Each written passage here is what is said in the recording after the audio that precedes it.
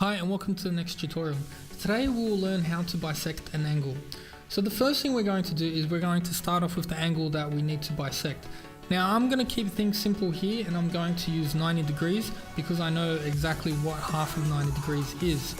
So the first thing that we need to do is we need to set our compass to a certain point and we need to mark it on both sides of the angle.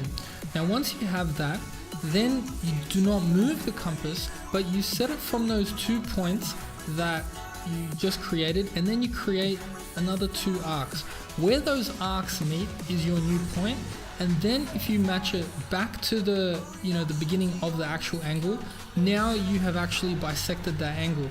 And you can see here that we've now created 2 equal angles out of that 190 degrees angle. Anyways guys, I hope you've learned something here. Thanks for watching and I will see you next time.